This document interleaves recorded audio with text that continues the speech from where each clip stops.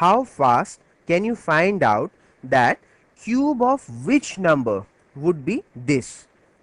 In other words, you have to find the cube root of 32,768.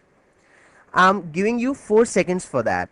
And believe me, even that is a luxury for your mind, because it should not take you more than 2 seconds. Your time starts now.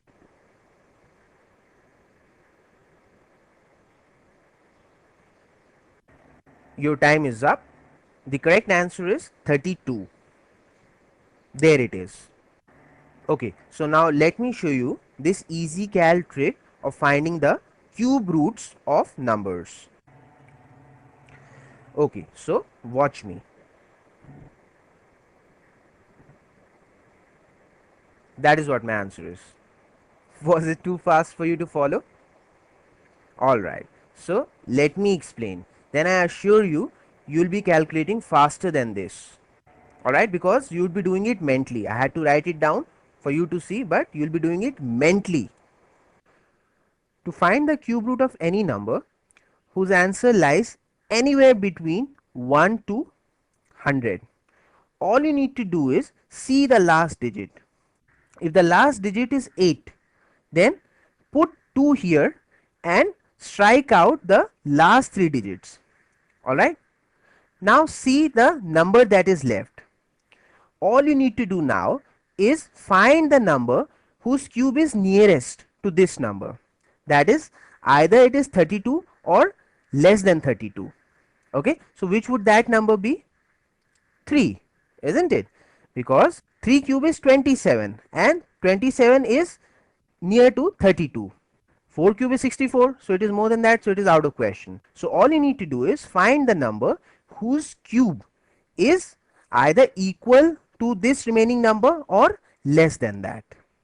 Okay, so let me add here, if the last digit is 8, I told you to replace it with 2. Okay, if the last digit is 8, you replace it with 2. If it's 2, then you replace it with 8. Alright, if it's 7, then you replace it with 3, and vice versa. If it's 3, then replace it with 7. These two are known as conjugate pairs. Alright, all you need to do to find the conjugate pair of 8 is to subtract it from 10. Alright, so 10 minus 8 is 2. Alright, if you have to find the conjugate pair of 2, then you subtract from 10 2.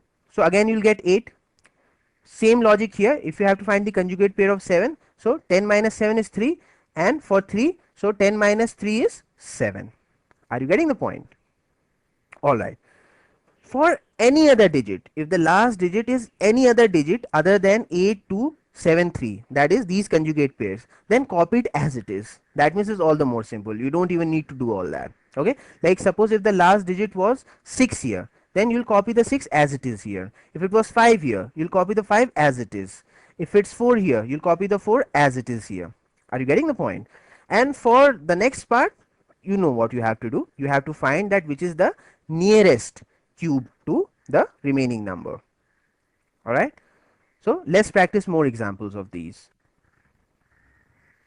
Okay, so now find out what would be the cube root of 79,507.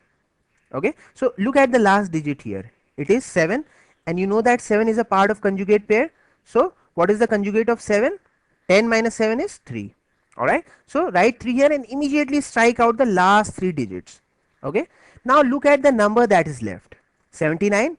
So what is the number that has its cube near 79? It is 4, isn't it? Because 5 cube is 125, it is more than 79. So the nearest cube, that is the cube of a number that is either equal to 79 or it is less than that, would be 4. So the answer is 43. As simple as that.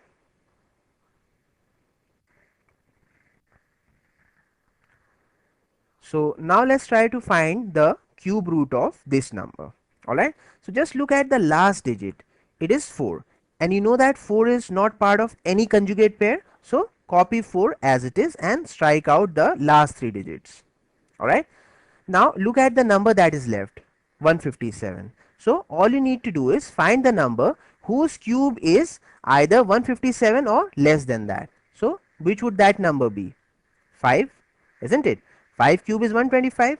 So write 5 here. That is what your answer is, 54. Isn't that simple? You can use this trick on your friend. You ask him to think of any number between 1 to 100 and then find the cube of it. You can allow him to use a calculator. Alright. So he'll get a huge number. Now just ask him to show you that number. And you'll just have a glance at that number and you'll be able to say what was the number he cubed. And he'll be impressed beyond his wits. Won't he be? Just try it out and let me know the results. Alright. But before you do that, you please memorize the cubes of all the numbers from 1 to 10. And now you have a good reason to do so, isn't it? If you know the cubes of the numbers from 1 to 10, you can very easily find out the cube roots of any number whose value lies between 1 to 100. And if you know the cubes of numbers from 1 to 20, you can take that to 1 to 200. So on and so forth. If you know till 30, then it will go from 1 to 300. But for all practical purposes, knowing the cubes of numbers from 1 to 10 is good enough.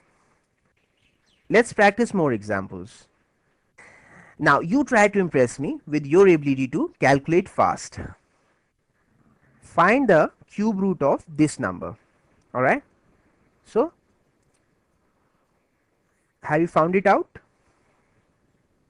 Okay. So, let's see.